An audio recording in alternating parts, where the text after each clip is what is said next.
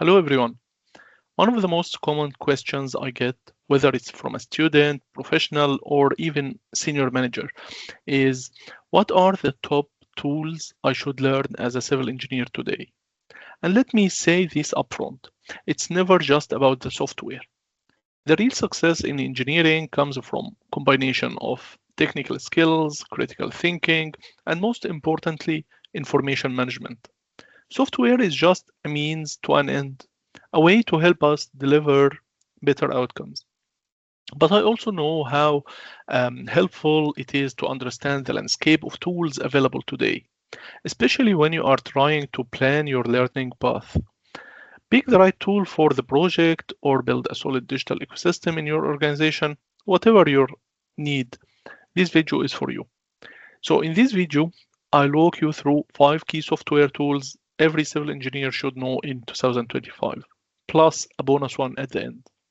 But here is the catch. I'm not telling you to use all of them blindly. The real value comes from being open to trying tools, evaluating their impact, and making sure you are using the right software for the right task.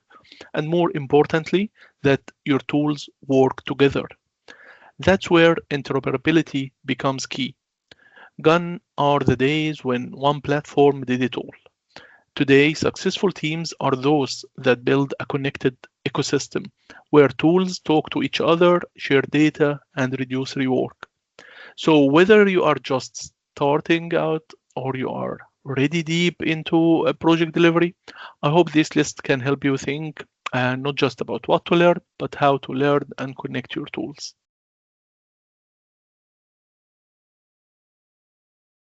Tool 1.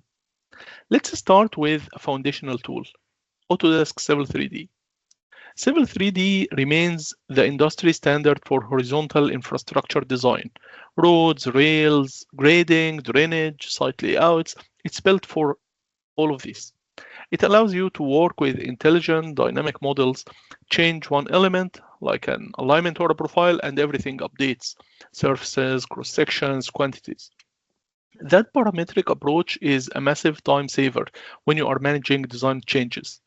You are not just drafting lines, you are creating data-rich models that interact intelligently. What makes Civil 3D really powerful is how it handles large-scale earthworks and linear assets. And it's integrated with surveying data, GIS overlays, construction documentation, and now, yes, Civil 3D has learning curve.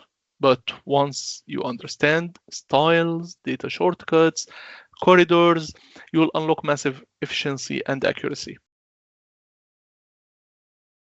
Next tool is InfraWorks, and it often gets overlooked. InfraWorks is your go-to for early stage design and visualization. It allows you to create full city scale models using real-world context, including terrain, imagery, roads, buildings, all in just a few clicks. What makes InfraWorks powerful is that it helps you communicate ideas quickly. You can sketch a new road corridor, bridge, or development area and show the whole thing in a fully 3D environment with traffic simulation, shadow studies, flood analysis.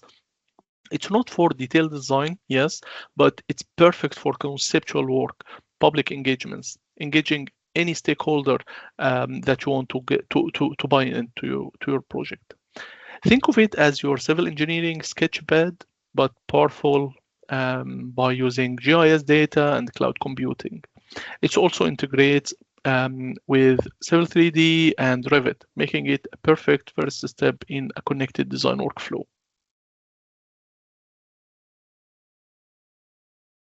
Tool number 3 is Autodesk Revit.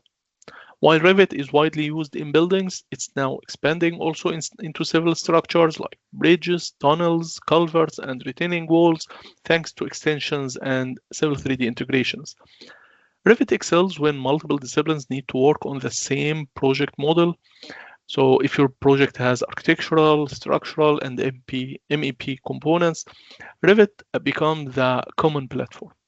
You can create parametric models, generate construction documents, schedule quantities, and even run automated compliance checks, all in one environment.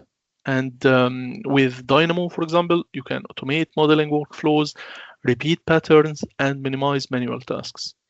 If your role involves collaboration across disciplines or delivering complex BIM models, Revit is a critical tool to understand, even for civil engineers.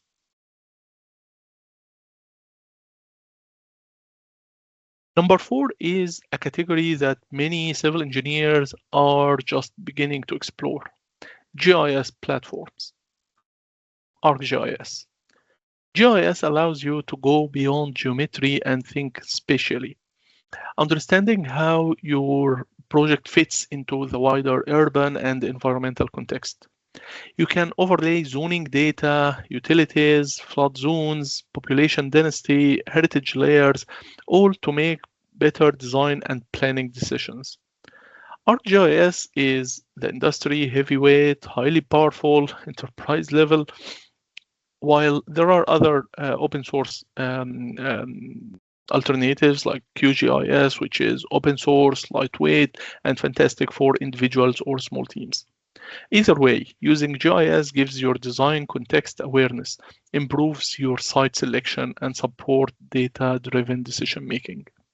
Plus, GIS integrates with BIM and digital twin tools, allowing you to connect location data to asset information for lifecycle planning.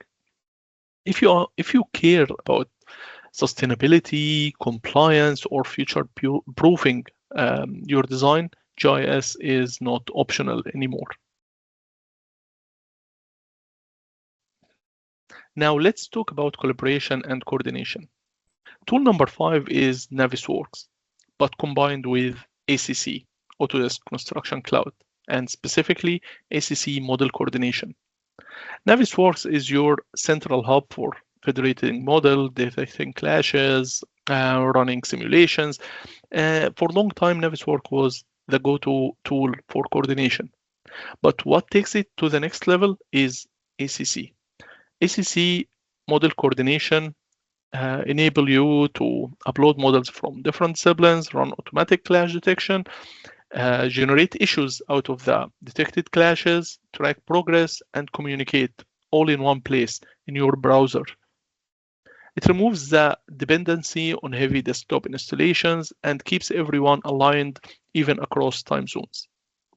This toolset is essential for design build projects, fast track delivery, large infrastructure programs, and understanding how to coordinate models, resolve clashes, and manage information across teams.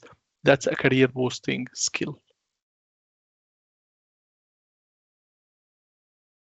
And finally, a bonus tool that's rapidly gaining traction in engineering teams, which is Power BI. Power BI is a data visualization and reporting tool that turns spreadsheets and model data into interactive dashboards. You can link it to BIM tools, cost data, asset management platforms, or to common data environments, and build dashboards that shows quantity progress, risk trends, issue tracking, ESG metrics, and many more.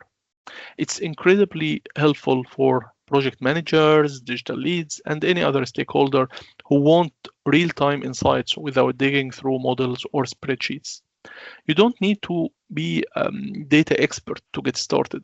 And once you master the basics, it becomes one of the most influential tools in decision-making and reporting. If you are looking to stand out in digital delivery, Power BI is a great tool to have in your toolkit. So there you have it, my top 5 civil engineering software tools for 2025, plus one bonus that can help you elevate how you manage and communicate data. But let's zoom out one last time. It's never about the software. The best tools in the world are only as effective as people using them. What matters most is how you use them, why you use them, and how they fit into your information management strategy. Successful engineers don't just learn tools, they build systems. They stay open to trying new platforms, evaluating their value, and connecting them into a cohesive ecosystem that fits for the purpose. We live in a world of interoperability. No tool can do it all, but when you connect the right ones together, That's where real productivity and innovation happen. So take this list as a guide, not a checklist. Pick one or two tools to focus on next. Dive deeper, practice, connect them to your workflows, and most importantly, stay curious. If you found this helpful, please like the video, share it with someone in your team, and don't forget to subscribe for more videos on BIM, GIS, digital twins, and career growth in engineering. Drop a comment and let me know which tool are you using the most. Which one do you want to explore next, or which tool should I go and have a deep dive tutorial on it. Thanks for watching, and I'll see you in next video. Thank you.